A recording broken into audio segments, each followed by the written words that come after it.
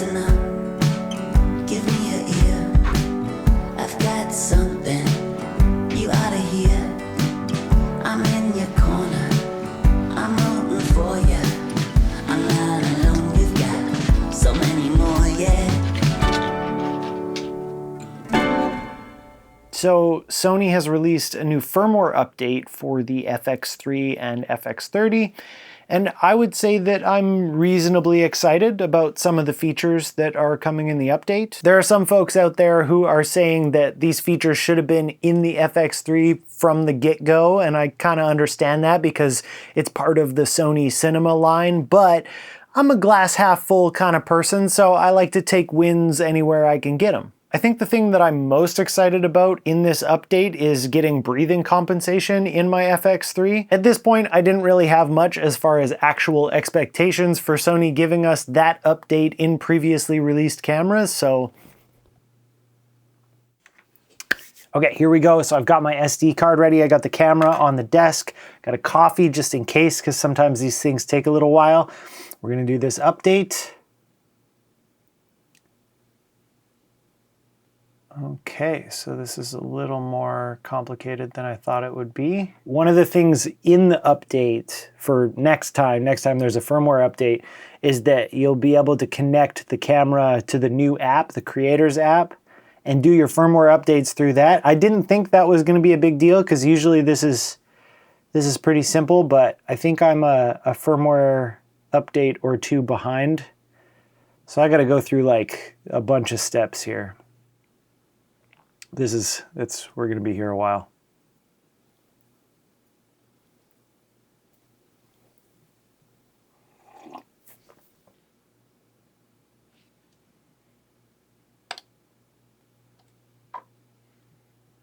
It's done. Time to play with it.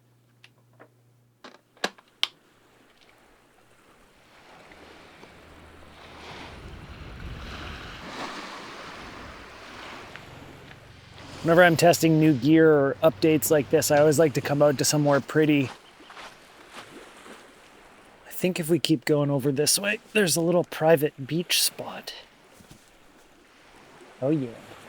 The funny part is that most of the time it doesn't actually make sense for the testing that I'm gonna do. Like I could do all these tests at the studio and they would probably be just as good, but this is for me. One of the first things that I wanted to test out was the focus breathing compensation, even though I already have that function on my Sony a7 IV, but I just wanted to try it out again and remind myself what a big difference it makes between not having it and having it.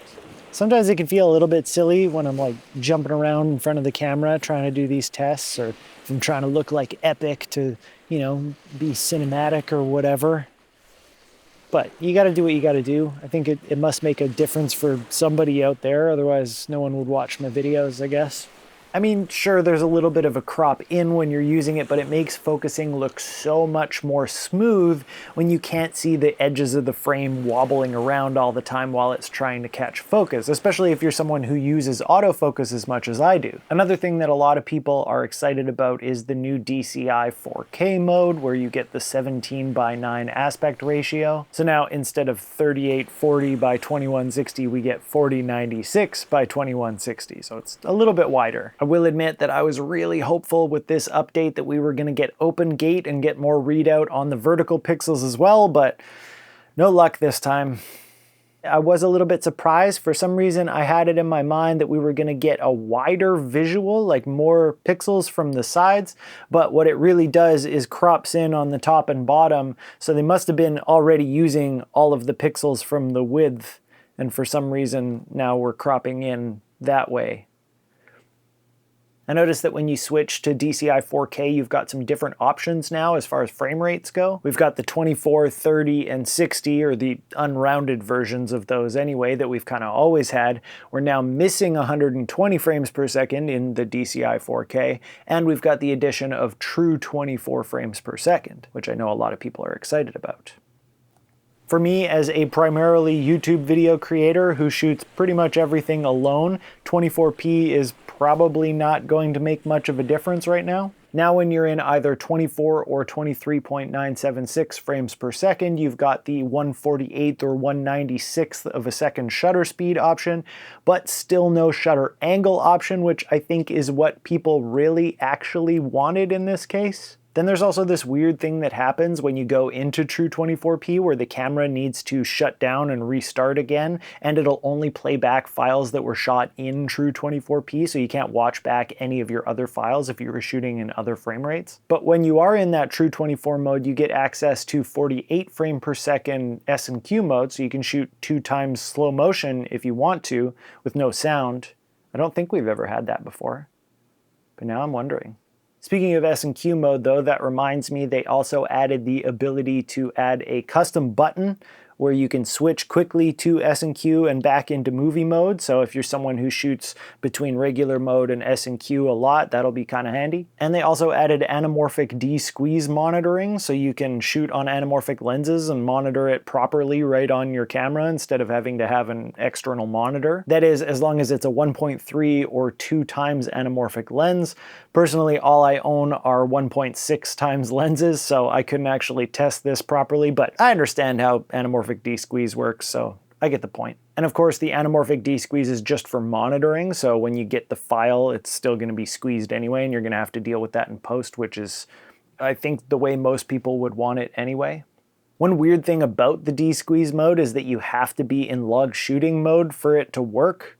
I'm not 100% sure why, and it doesn't really make much of a difference for me because I shoot in log almost all the time anyway, but it just feels like a weird limitation. They also gave us some new file naming options so that we can now number our cameras and their positions and some stuff like that, which is kind of cool if you're a really organized kind of person shooting with multiple cameras.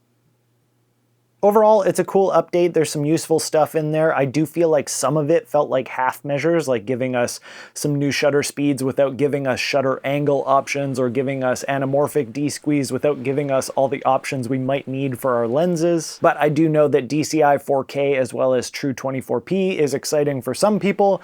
I'm just excited to have breathing compensation in another camera that I own. A lot of people are now questioning whether we're going to see these kinds of updates in things like the A7S III or the A1, and I don't really know what the answer is there, but I know that the teams are very different from the cinema team to the alpha team, so who knows what they're planning for the alpha stuff. But obviously somebody at Sony is listening to the feedback and they're willing to give the users what they're asking for, just not everything that they're asking for. Who knows though, maybe we'll see a version 3.1 next week. All we can do is complain hard enough and wait.